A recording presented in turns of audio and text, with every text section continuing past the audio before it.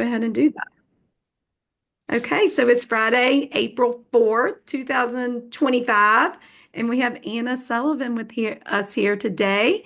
Thank you so much for being here, Anna. We're going to have an awesome discussion about community and connection, and we'll talk a little bit about the helpful people gua and feng shui. But as y'all know, I like to start off with setting an intention so that we're all clear and happy and on the same wavelength. And I like to do that by lighting a candle. So y'all take a deep breath. Just get really present in this moment, listening to the sound of your breath. Feel yourself getting really comfortable and relaxed in your chair. Here's the candle. Take the deepest breath you've taken all week. It's Friday. Just exhale it all out.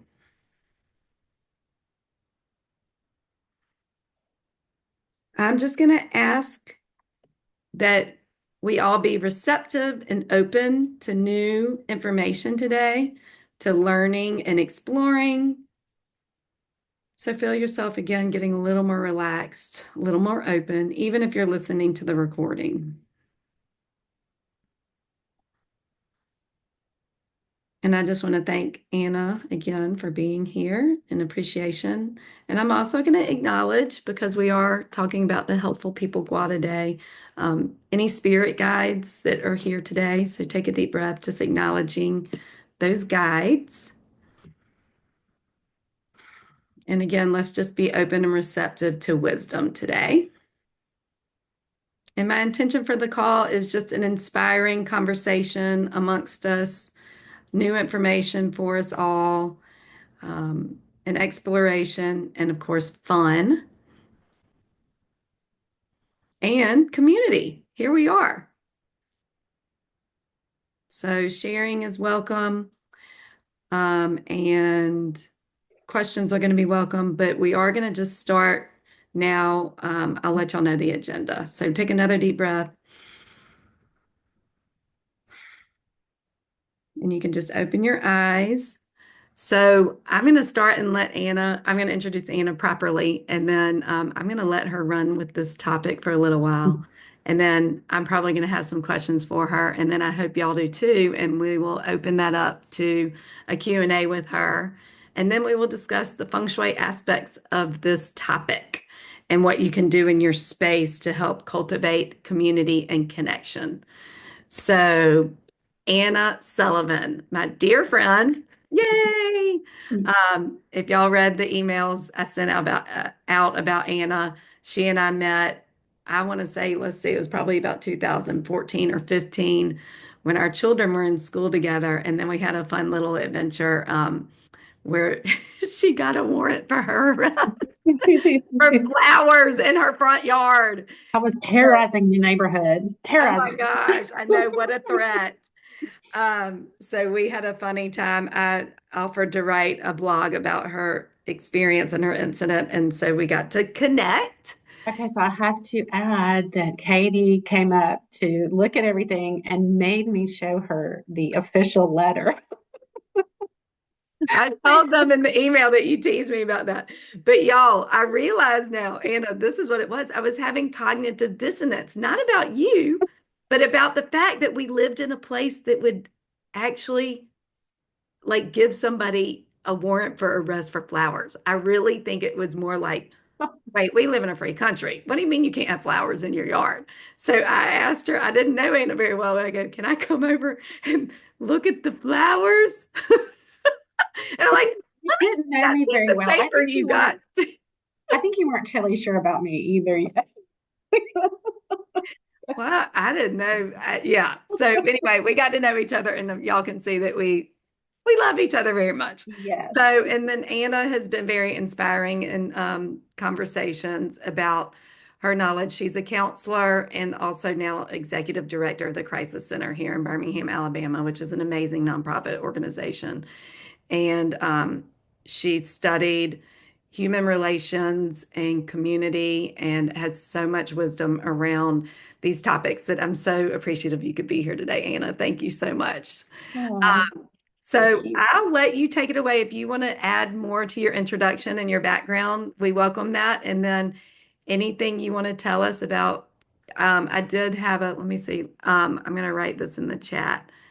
Let me see if yes, just the general concepts we're going to be talking today. So anybody that wants to see what we have. And welcome Eli and Lisa. I saw y'all hopped on too.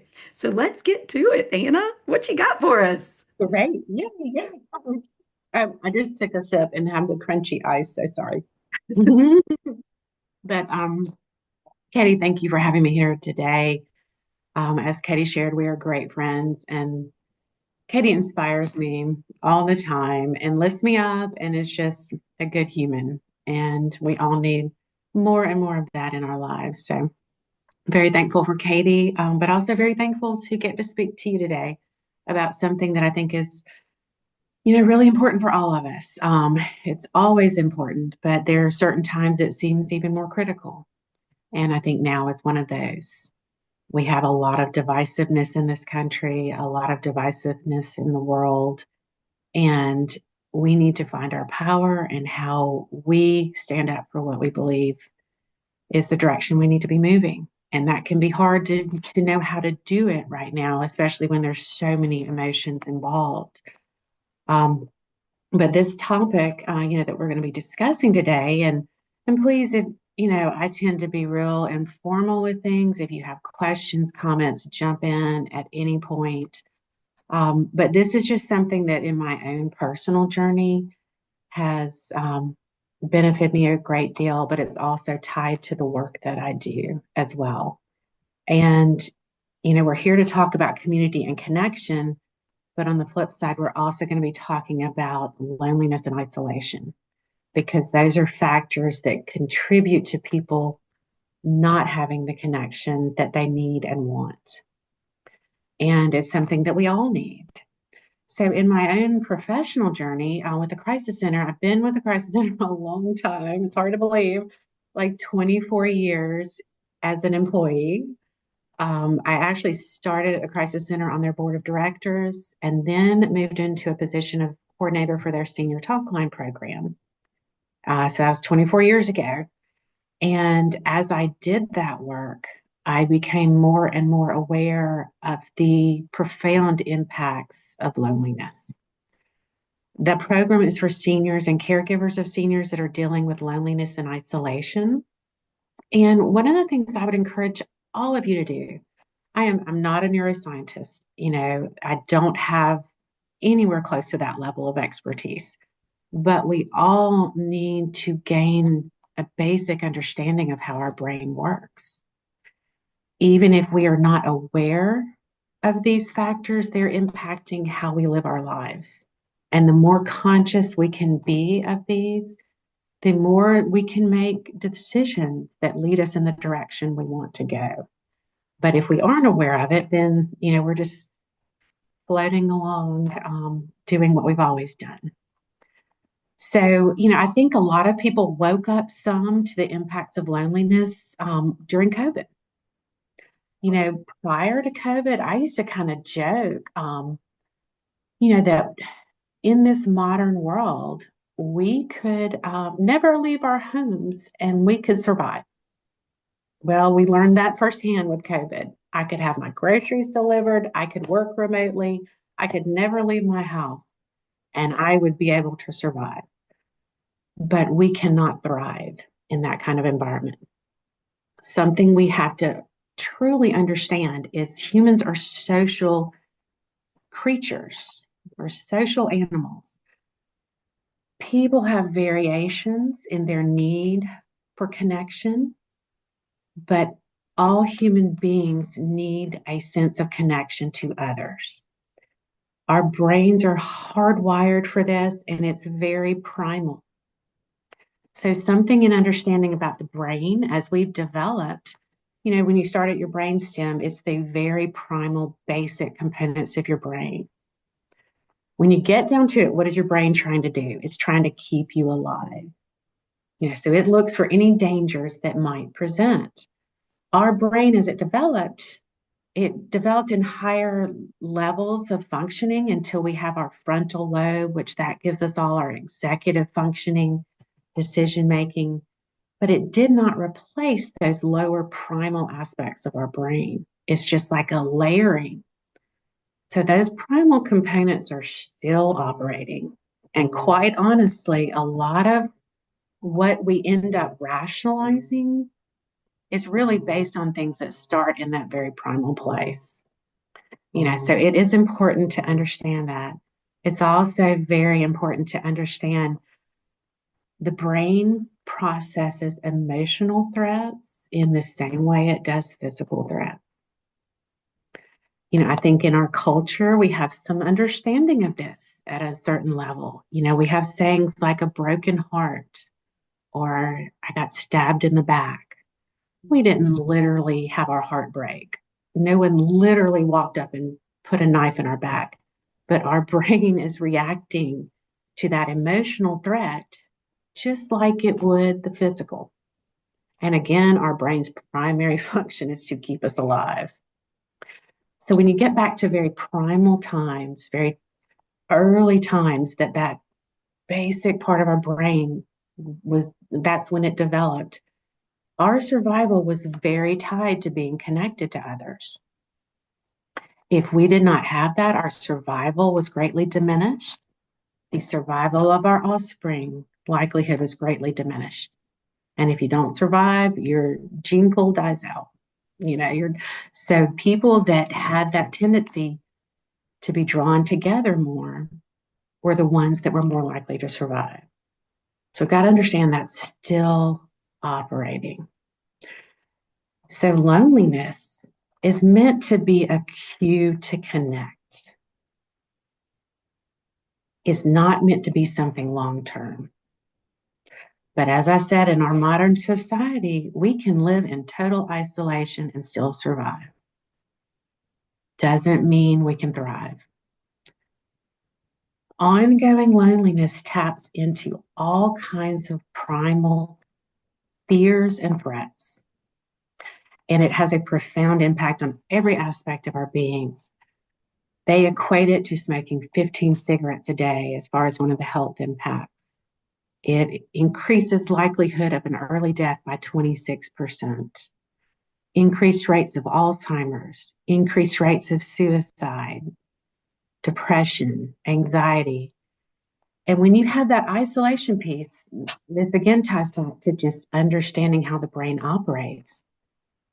When you feel like you're in a threatening situation, what your brain does, is you tend to be more visually aware of your environment and you move into a self-protective mode. So you're also interpreting things in a more negative way. So you're looking for danger so that you can avoid it. So you think about that when you are isolated and all that's being triggered, but it's all emotional danger. So it's all in your head. But it can be such an unbelievable downward spiral when you don't have others that may counter some of that thinking. It really it sets off all the same alarm bells as basic needs like hunger and thirst in your brain. So truly understanding that and how it impacts.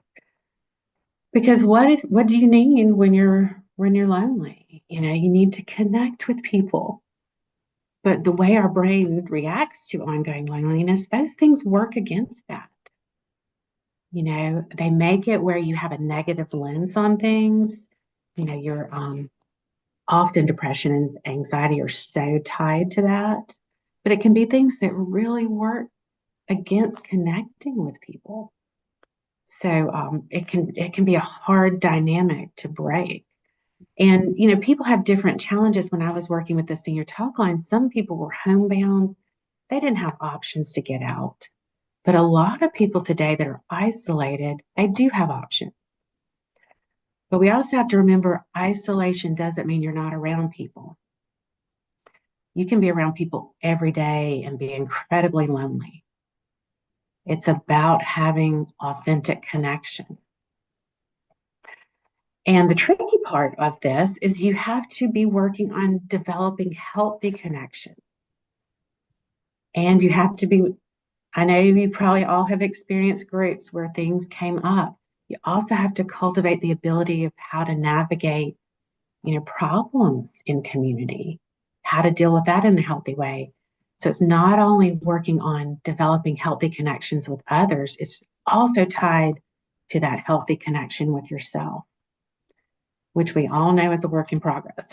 you know, that's one of those things that is easier said than done.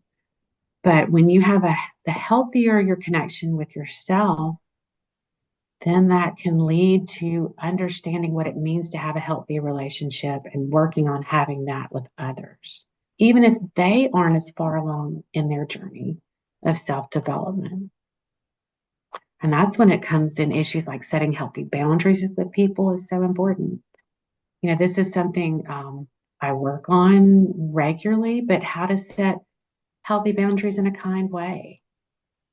I'm trying to be authentic to myself because it used to be I would sacrifice myself to maintain the relationship or to not hurt someone's feelings or, a whole list of reasons. But that was because I didn't have that healthy relationship with myself and recognize that that's where it all starts. I can't have really healthy relationships if I don't have a good relationship with myself. But we need these relationships. So it's like I can't wait to have all my own stuff sorted out and then start having relationships.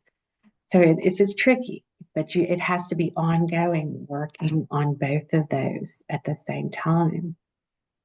And I think understanding those really primal fears. And I think for me, like some of that primal stuff was really getting triggered at the thought of losing a connection. Like at one point, it was really good. And the thought of not having that was scary. But sometimes people are in places where they're not able to connect in a healthy way. And I'm not talking about like just cutting people off because they're struggling, but we still have to be able to take care of ourselves while being in that relationship. But I would maintain relationships that weren't necessarily healthy because of my fear of losing them. And some of that was really that primal stuff operating. And I wasn't aware of it, wasn't even aware of it. But we also have to realize there are a lot of things in our modern society that do impact our anxieties and fears.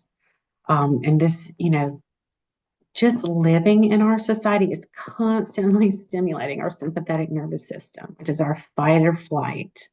That's our survival. I realized this very clearly after COVID. I had not been driving for quite a while. And when I started driving again, it was really scary. I had a lot of anxiety, seeing a car coming up too fast from the side. Well, you think about it, there is nothing that's natural about hurtling 70 miles an hour down the road. Nothing. The closest we would get naturally as human beings is if we were falling off of something, like a cliff, which, is not a good thing. so, so just driving a car, we have to suppress our brain's natural anxiety reaction. It's recognition that this is a dangerous situation or fearful situation. We have to suppress that to be able to operate in our modern society. And there's so many examples like that. I was listening to some interesting information from a guy named Larry Rosen. He wrote a book called The Impact of Technology on the Brain. And I think this is something that we all need to be so aware of. Um, when we feel anxious, our adrenal gland releases cortisol. That's the stress hormone. Well, he is finding that just using a cell phone releases cortisol. just like, I mean, it just, you think about it and our kids and the anxiety they're feeling and all this technology, but it's the modern world. Like, it's not realistic to say, I mean, maybe some people can do it, but I can't do my job without it. And recognizing that it is something that is stimulating our sympathetic nervous system, releasing cortisol in our brain, stimulating all that anxiety. So, what do we do? What do we do? Our in modern society can be really stressful. But part of that is we have to consciously stimulate our parasympathetic nervous system. And one of the ways that that is really stimulated is through healthy connections when we feel a bond with other people. Doesn't mean you never have conflict, doesn't mean you never have disagreements. But, Katie is one of my close friends, and I'm very thankful. I'm very thankful. But if we ever had a disagreement, I have real confidence that we could sit down and talk about it and work through it. You know, we're not gonna, we've got a friendship tested over some time. I know her character, she knows mine. It's hard for me to imagine a way we couldn't work through that. And just having those kinds of relationships, those things, they stimulate that parasympathetic nervous system and release those calming hormones that we so need. Katie started this meeting setting attentions, that calming breath, taking a moment to be fully present. All of that, I mean, that's stimulating that parasympathetic nervous system. There are many ways to do it, but we got to be conscious of making time for that, making time for ourselves, but also making time in our relationships. And, we need to have those real authentic relationships where, say Katie said something that really bothered me. I need to be able to speak up about that, but I need to do it in a kind and respectful way. And that's finding that balance is so important. But that is part of being true to myself and being true to our relationship. Because if I don't speak up about it, then that might be a barrier that starts to divide us. And in some relationships, those can be really big barriers, that then can cause a relationship to end. So it's a complicated and dynamic situation, but I do think truly understanding the impacts of loneliness and how that is hardwired into our being is critical to that. I think that's a big part of why people often may stay in relationships that aren't the healthiest, because they're afraid of being alone, that fear. And that's valid, but we have to acknowledge that and then keep doing our own work so that we can make healthier choices as we move forward. Okay, I can keep talking about this, but I want to see if anyone has questions. Gosh, I love it. I have a couple of things that I learned. I mean, I learned a lot already, but thank you so much, Anna. Oh my gosh. Like, I'm so excited for this conversation, and I have a feeling, yes, we got a heart from Carolina. There's a couple of things you brought up that I'm like, whoa, that is a light bulb. I have never heard the concept that loneliness will make our brains turn negative. Like if we are too alone, and this makes so much sense. Can you talk about it a tiny bit more? Because I see how people can get in a cycle now. Mhm. Again, Yeah, absolutely. Yes, loneliness, it does cause a negative lens to be put on things. And we tend to, people who are dealing with ongoing loneliness, studies have shown that they see themselves as having deficits in social skills. But the reality is they are no better or worse at social interaction than other people. They just see themselves that way. And that will inhibit them trying or putting themselves out there in a positive way, but it also puts them on the defensive. And if you're interpreting things negative, it can be like a self-fulfilling prophecy. Like say someone tries going to an event and they're in this negative space because of this loneliness piece. And they're like, well, I don't know why I should bother. Nobody's going to like me anyway. And so they go and they don't speak to anybody. They have this expression on their face that shows they're distressed. They don't smile. It can lead to that self confirming what they're thinking, Mhm. even though they're kind of creating it. You Yeah. know, Oh my that God. was one of the things like with the senior talk line, we would just coach people, like say go to the senior center, but don't expect to meet your new best friend the very first day. If you go and have lunch and say hello to a few people, that's success. Don't set yourself up to fail. Mhm. So understanding, and that's kind of like the term grumpy old men. A lot of times they're really lonely people. They maybe have been very focused on careers or whatever it may be. And then when they are retired, they don't have relationships, they don't have other activities, and it's this loneliness piece can be a huge part of that. Mhm. Um, so I think it's really important for us all to understand that. Just like an example I like to use, because I have a 16-year-old daughter, and um, I can't compare to boys, and I can only talk about my daughter as far as a lot of firsthand experience. But so many times when she was younger with friends, things would get real emotional. And when I'd start really talking to them about it, it would just stem from misunderstandings and insecurities.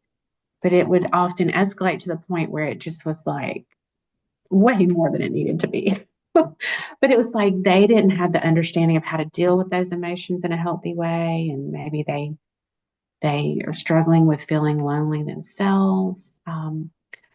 But one of the examples I like to share is like, say you're walking down a hall and I say hi to somebody and they just walk right past me. If I'm in a good place myself, I'm going to probably think, gosh, I hope they're okay, with something wrong with them, But if I'm in that loneliness space, I'm going to think, oh, they don't like me. They don't want to speak to me. Did I do something to offend them? All these negative thoughts about myself when it could be totally about them. Or maybe they're mad at me about something, but if I don't ask them directly, I don't know the truth, you know. So it's kind of like if it's a real relationship, where you have a bond. Like if Katie just walked past me and didn't speak, I'd be like, "Hey, what's up? You know, are you okay?" Yeah. You'd be like, what's going on? Yeah. But if it's a little more casual, who knows? I might not put as much effort into it. But just the important fact is to know how that if someone's coming from a place of loneliness, they're going to put that negative lens on it and make it about themselves. And that impacts their self talk, but it also impacts how they relate to others profoundly. And so the brain is literally like it's some kind of survival skill when a person is alone. This is like old cave person wiring. I'm trying to understand.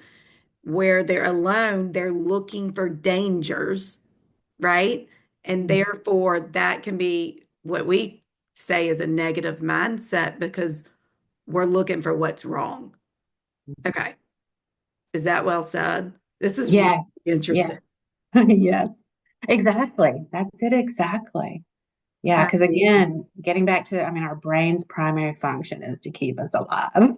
you know? yeah. Yeah. But then if we're in community, what does the brain do? Like if we're with people we feel safe with, we don't Yes, if have you that. feel, yeah, Go, it's go. different. Right. Yeah. So when you do feel those bonds and connection, it actually, as opposed to cortisol being released, it releases what's called oxytocin. And that's that bonding, that calming, where cortisol's that rev you up, get ready to fight or run. I mean, literally, that's what's going on in our brain, even though in most of our daily lives, it's not anything physical. Most of us are not in situations where we feel physically threatened on a regular basis. But it can be emotional. And again, remembering the brain interprets an emotional threat in the same way it does a physical threat. Mhm. But if you have those bonds, say like my mom, we've had quite a history, and there are times I was a real pain in the butt, you know, but there was something in me that always knew that no matter what, she was there for me. That's my mom. I didn't have to question that. Not saying everybody has that with their parents. Some people don't. But I was very fortunate to have that with my parents, even though not that we had a perfect family, Mhm. but there was that security of connection. And I do think in our modern society, when people are so scattered, you don't have long histories with multi-generation, you know, that feeds to this because so many relationships can kind of come and go. People move off, you lose connection. I mean, you can stay connected, but some people are better at it than others. Yeah.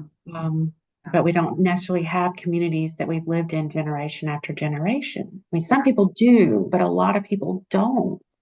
Yeah. And so it's like that insecurity of constantly having to make new relationships and trying to figure out, are these real? Are these authentic? Are these the ones that last? Are these the people that, we can navigate the ups and downs of relationships and still be there for each other?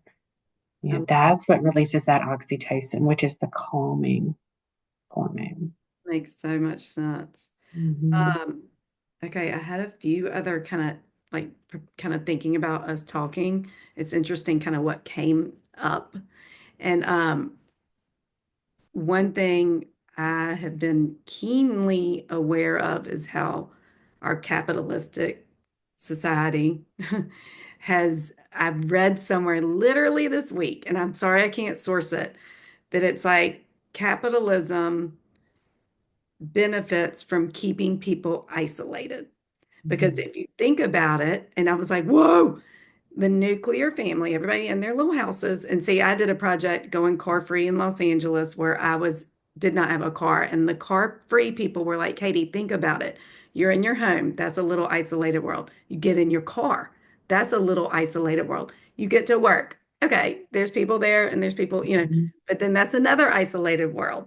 Well, when I did this experience, being out of my car and getting on a bus every day or riding a bike, y'all, I was in such a better mood by the time I got to work because I was having these, what some people might call superficial interactions, but I don't think that's real because I would watch a little baby like play with this man's hat, like the guy behind him, and he was an elderly man and he was just so happy. It was just so, you have these moments, and I would see the same bus drivers like, hey, and there was something about just getting out of my bubble.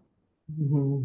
So I don't know if you have any commentary on that, but that is kind of an interesting that our society, our American capitalistic generally isn't designed literally for us to have easy community. It's not, we don't live in tribes anymore.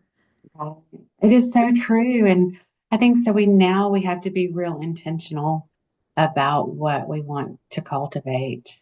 And that we need to be intentional in so many ways. Just looking at this divisiveness in our country, I think we need to be real intentional about, someone who is maybe in a different political camp from us. And I know there's some real extremes. I'm not talking about people at the very extremes, but instead of looking for the differences, where is our common ground? Because when you really start talking to people, most people in this country want a lot of the same things. Most of the people in this country are not extremists, but that separating people has worked really well for the people that are currently in power. And I'm not going to get all political, this is not what this discussion is about, but I think the power of connection, I think, is what is going to help us get through this and hopefully get to a better place. And we all play a role in that. We Mhm. all need to learn how to hear people that come from a different perspective than we do, really listen to them. And instead of just focusing on what we disagree about, try to find, what do we connect on? What do we agree about? What are our true values? And I think that's so important for all of us. Well, it's funny you bring that up and perfect because really, if I could have like titled this a different thing, it would be community connection and communication because Yeah. it's so intertwined. And I think humans have a ways to go in learning how to communicate, myself included. I know that I mean, I would like to learn more about how to communicate. I love listening. I feel like I'm a good listener. I Mhm. think that's key. But do you have anything to say about that? Communication Yeah. and Oh, yeah, I do. Okay, so I was saying I actually have this in my office wall. Um, and oh, I forget who it's by. But it says like that is so important about like what people really hear. But this the saying I have on my wall is I know that you believe you understand what you think I said, but I am not sure you realize what you heard is not what I meant. Mhm. And it, communication's an interaction. Yeah. And that's why it has to be a back and forth. Just because I say something, if I don't hear kind of what you're hearing from me, I don't know for sure that you're understanding my point. It has to be a back and forth, Mhm. you know, and also in relationships, I just strongly encourage people hear for yourself firsthand. Nobody has the right to speak for somebody else. We've all played the telephone game. We know how messed up the message gets. So why do we just accept someone else saying, oh, so and so said this about you? Well, even if they're the exact words, if that person, the tone of voice they're using can color the meaning. Mhm. So go directly to that person if you really want to know what was said. Yeah. Now, granted, some people may not be authentic and fully Right. share, Right. but so many times that passing on of information creates a dynamic that gets in the way of relationship. I see that so much with my daughter. You know, Mhm. I mean, it was a lot more when she was younger. She's starting to understand more of this now, but they're so fearful about someone thinking bad about them. And then they hear, oh, so and so doesn't like you because of such and such. And then they take that as truth. And then they're rude to so and so that said Yeah. whatever. You know, Yeah. it's a crazy spiral. And I'm kind of laughing because it is just kind of nonsense that it happens, but it happens all the time and it has a very serious impact. Yeah. I think when you were speaking, I was like, oh, in communication, it's almost like we have to bring an energy of openness. Like even if we were going to somebody like I heard you say that there's like an openness that has to happen with us um in order to find that connection because words can be clumsy. So I do think there's an inner, I'm feng shui. So I'm like there's an energy aspect to the communication and it's I mean, I know for myself, I can speak for myself that I want to know the truth. I want to know if someone's upset with me. I want to know if I behaved in a way that wasn't kosher, you know? Mm. So, um, but if I care about the relationship, which I will. So, I don't know. I think that's interesting. So, Leslie said something. Can Anna talk about shame and connection to isolating? I keep going in and out with Wi-Fi connection, so I may have missed it. Okay. Um, she's talking about Shame. Leslie. I don't know if her connection worked. Do you feel like you know what she's talking about, Anna, or do I need to get a little more clarification? Here's Leslie. Leslie, what do you mean? Well, I mean, I just hear a lot about how deeply that being ashamed and having been shamed if you're a kid and shame on you, that we internalize that process and we shame ourselves. And that I think she said something, Anna, you said something about, you're ashamed to even be seen. Mhm. I'm dealing with a relative that has, you know, I mean, I'm afraid I'm going to hear a police call me one day and she's going to be gone. And she has gone down this spiral of being alone to the degree where she used to come over here once a week and have dinner with us. She won't even do that now. And she's afraid for me to see her. And I saw her a couple of weeks ago and she looked like a different person. She used to keep herself well.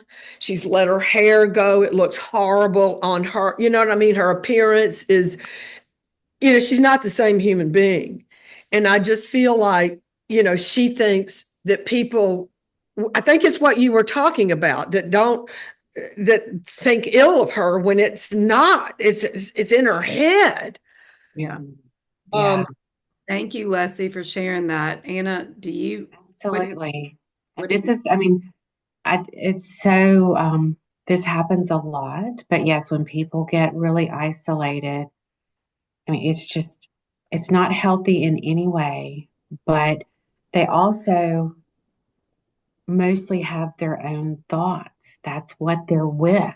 And when those thoughts are skewed or going, and ongoing loneliness impacts our ability to think clearly.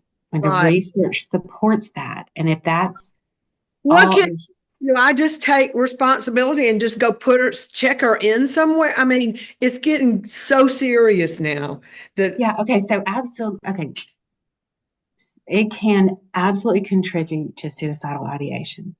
So where are you located? You're in Birmingham? Okay, so one thing you should know is we do have our local crisis and suicide line, which is 205-323-777. 205, 3. 23, and then sevens. It's Okay. all sevens. But Do I her? there's there also is we are region two of the 988 National Suicide Line, and that is just 988. You can dial either of those numbers. Okay, for 988, it's like dialing 911, but you just dial 988.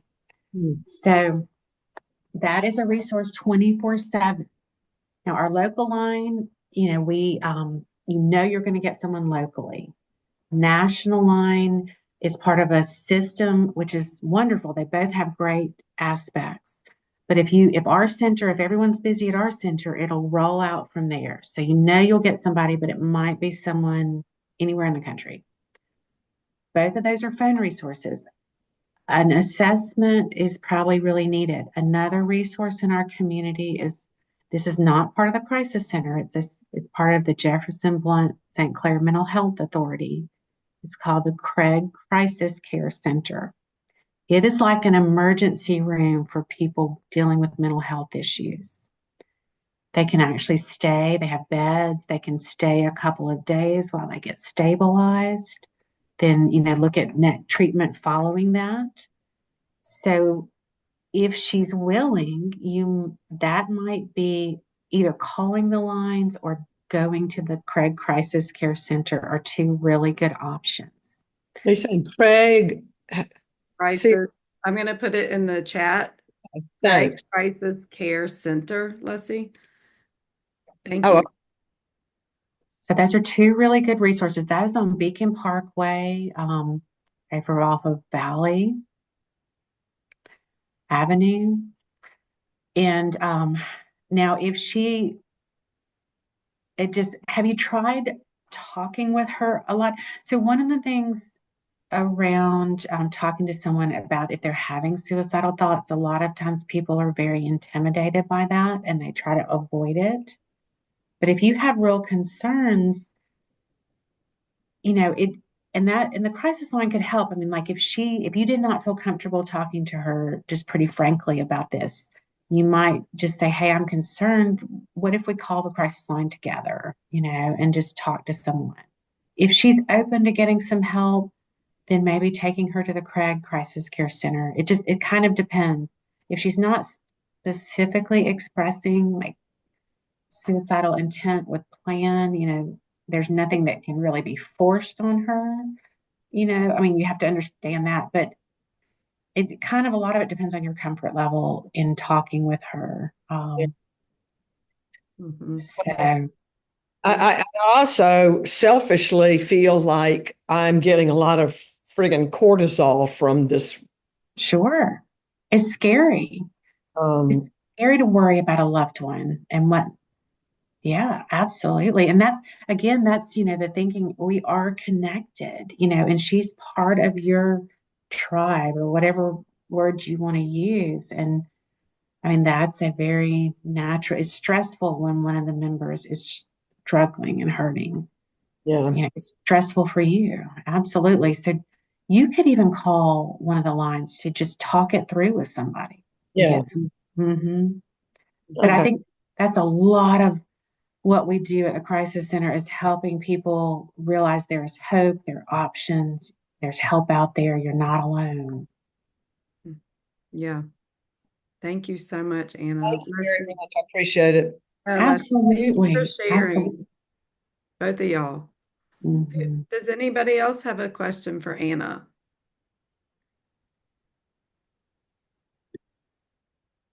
Y'all can write it in the chat or you can unmute. And Katie, you were talking about something. I had some thoughts around the energy. And I can't remember exactly what you said, but about, Bring a spirit of openness to yeah, conversations. Like there's an energetic exchange happening. Words can be clumsy. yeah. So, And that's part of doing our own work. yeah, You know, it really is because when it used to be when I thought maybe I'd hurt someone's feelings or they were upset with me or whatever, I'd kind of go with a defensive energy. But but then sometimes I'd go with I'm going to do everything I can to fix it energy. And neither is where you need to be. And now I've, I try to enter initially with a neutral energy. Like I'm going to go in neutral and just try to get some information because I don't know what's going on with them until I ask them, yeah, you yeah, know?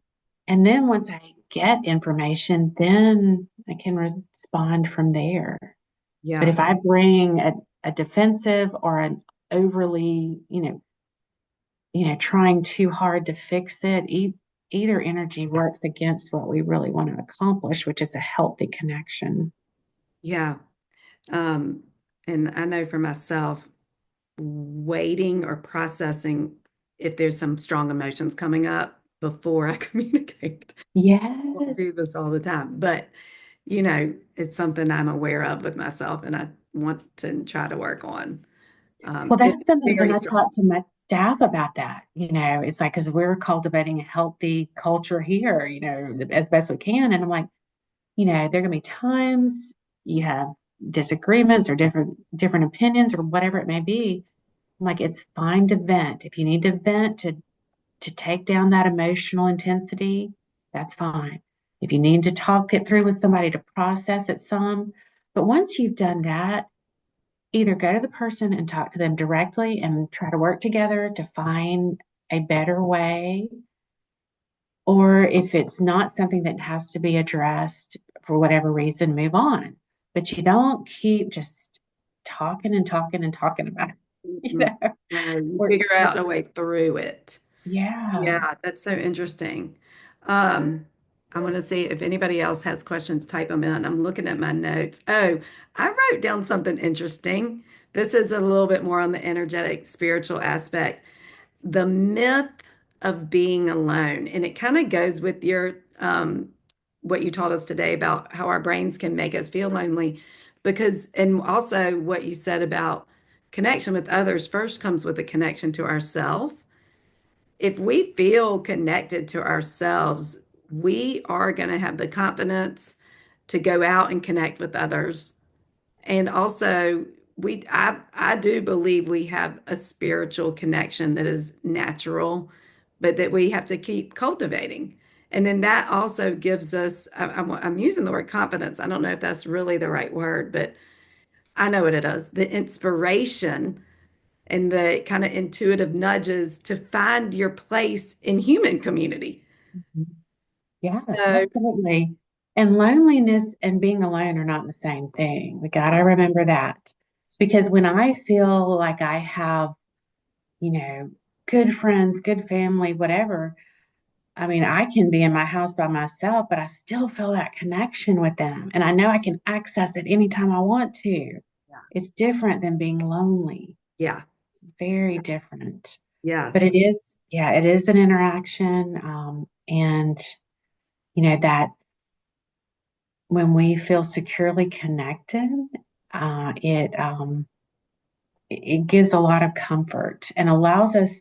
So, one of the things I do talk about, some people are real focused on introvert versus extrovert. And it's like, I really encourage people to take a look at that. Are you saying you're introverted because you have social anxiety and it stresses you out to be around other people? Or are you saying that because you really feel charged and energized when you're just focused on your own stuff and doing your own thing? That's a very different place, you know, but there are a lot of people that deal with social anxiety. I have dealt with social anxiety. I have dealt with fear of public speaking because it was that primal brain, saying this is a dangerous situation. People are going to judge me and reject me, and I'm not perfect. So, how do I have anything to say? And all this negative thinking, but a lot of people struggle with social anxiety that you would probably not think would. It comes out in unusual ways. So one thing I really encourage people, like if someone is behaving in a really harsh, critical, unkind way, remind yourself it's a reflection that they're struggling. Yeah. When people have a healthy connection with themselves, they don't behave like that. So it does not excuse poor behavior. I'm not saying that at all. But Mhm. just the more compassion we can bring to things. And part of that, I couldn't do that in my 20s. Mhm. I was not far enough along in my own journey to have that compassion for someone who was treating me poorly. Mhm. Mhm. Now, I will set healthy boundaries now, but I can clearly recognize, okay, that's about them and not about me. And it's about them being in a bad place. Mhm. People that are happy, have good, healthy relationships with themselves and others, they don't behave like that. Yeah. So just that reminder in the moment, it can be hard Oh, sometimes. yeah. Yeah. And yeah, and I do agree. Healthy boundaries. Sometimes a healthy boundary can be like, this is not a person that can be in my life. And then sometimes a healthy boundary can be like, let me speak up to this person. So that's Yeah. the whole thing. Yeah. That's the And whole there's so thing. many ways to do it too. Because even if someone's being really cruel, saying like, hey, you're really hurting my feelings right now. I'm not sure what's going on. You know, when we can talk in a different way, I'm happy to talk, but I'm not gonna keep doing this. Yeah, that's Might right. be as simple as that. Right. And there's so many variations, Yeah. Yeah. but we can. One of the things I really worked with my daughter on when she was having some issues in school, and this is a hard thing, but it's like staying grounded and being the person I want to be, regardless of what other people are doing. And that means taking care of myself, but being the kind of person I want to be. Just because, say, Katie came and just was really mean to me, that's on her. If Mhm. I respond back with the same energy that she's bringing, that's on me. Mhm. Is that the person I want to be?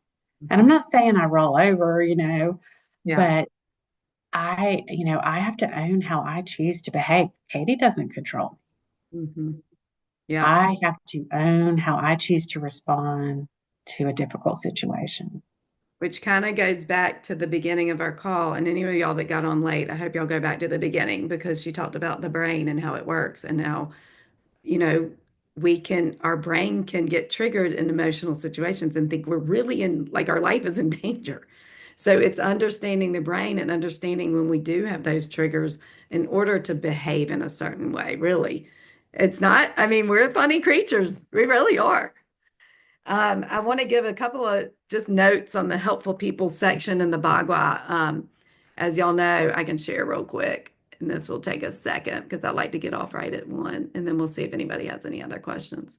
But if y'all look at the Bagua map, y'all know that generally, not every time, it depends on the shape of your house. In fact, I just had a floor plan that was shaped more like an L. And she's like, what do you mean that I walk into my romance and helpful people? I thought you could only walk into helpful people, career, or self-knowledge. Now, again, this is BTB Feng Shui, but there's a helpful people community angels travel section. So just know that this gua has to do with your connection to that which is larger than you, which is why all these things are in it. So it's your local community, which we call it helpful people for short, which means how you're helping others and how others are helping you. It's just that whole interaction that we have, really kind of unconsciously. Spirit guides and angels could be your spiritual community, like that bigger connection to the cosmos type of feeling. And then travel has to do with connection to the world community. Um, Ways I want y'all to just go, let's see. I'll put some tips in an email because since we're kind of about to run over. But I also want y'all to look at the way your furniture is set up in your home. Y'all don't know how many times I see people wanting more friends or wanting more connection, but the way their furniture is set up in their house, it's like they put one chair in front of a TV, but there's even if you don't want to necessarily have people to your house, to have an area where you can seat three or more people and have a conversation helps your psyche get on the bandwidth of community. So look at how your space is set up and make sure that you have spaces that are so-called community spaces that if, you know, say you did want to have people over, um, they could have a comfortable place to sit where you're not like yelling across the room to each other. Okay. Um, Also, just on the shame note, I know a lot of people just say, okay, here's what I want to say. A home that is too perfect is not good feng shui. I just told my Odyssey ladies this. Okay. A lot of people were caught up in the Pinterest and the interior decorators, like perfect homes. That's that's not really necessarily that great a feng shui to have a place that is so pristine. So again, uh, knowing that you don't have to have some perfect space in order to invite someone into your home slash life, since your home represents your life, and letting go of that need for perfection in a space is is going to also cultivate community. I love how Anna was like, I don't have to show up perfectly in my relationships. I mean, it really is kind of going back to that. Like, nobody's perfect. Right, right. So anyway, that's just some little tidbits feng shui wise. But Anna, do you have any final offerings, or if anybody else has a question? Callie said, can you remind us what travel is included in this section of the Bagua? Because travel means world community. We are part of a planet. We are Yeah, part of a world community. We think we're just these little beings, but we are all connected. So yeah, connection to that which is larger than you. But Callie, yes, it's a great question. I had to really work on understanding the energies of the squaw to be able to speak about it. And it was like a light bulb went off. I'm like, oh, it's the levels of connection to that which is larger than us. So that's the quickie. What do you got to say, Anna? Anything else? No, I'm so glad to get to speak to you today. And I do think that what you just said is so important, that I think we all have a desire to feel like we're part of something that's bigger than us. And there's so many ways to connect to that. It can be on smaller or bigger levels, and we need that. Yes, and I love that. I love that because you're right. And just trust the process that I like to always say in feng shui, the universe knows what we want.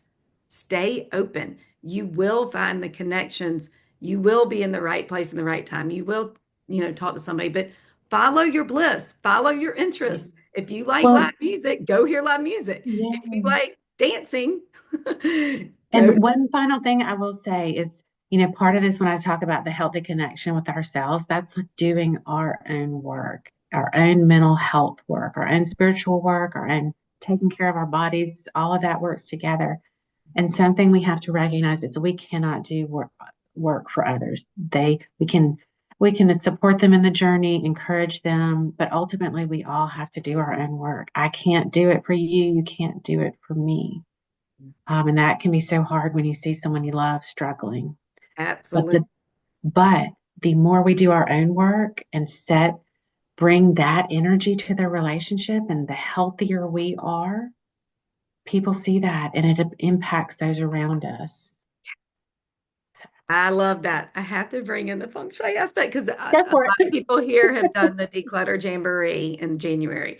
And every year I have to remind people, they're like, but my spouse, my kids, then I'm like, no, you declutter what you have control over. And what happens is it raises the vibration of the whole space. It's the same parallel, Anna. Yeah. Work on what you have control over. Do not go over into that space, especially for this month. At some point, I do say, okay, yes, please go help your child. Now that you've done it for yourself, you have the tools to help your child do it. But yes, there are so many parallels, and I love it. And you're so right. It's a good thing to remember. Like we only have control over our the way we show up in our spaces and in our relationships. So. Thank you, Anna. Thanks, Absolutely. Thank everybody, you for all. coming. I'm so appreciative of these Zoom at noons. Anna, this was so good, and I'm going to put it up on YouTube. I hope you're okay with that. Yeah, That sure. it That's can be fine. shared publicly because I think this is a message for the times and will continue to be a message for the times as we learn to create community in new ways. Yes, I love it. Thank you, Katie. It's an honor to be asked to speak to your group. And Appreciate it. thank you, everyone who attended. Yeah, thank y'all. Thank y'all. Thank y'all. Have a great Friday and a great weekend. Ciao. Bye, everybody.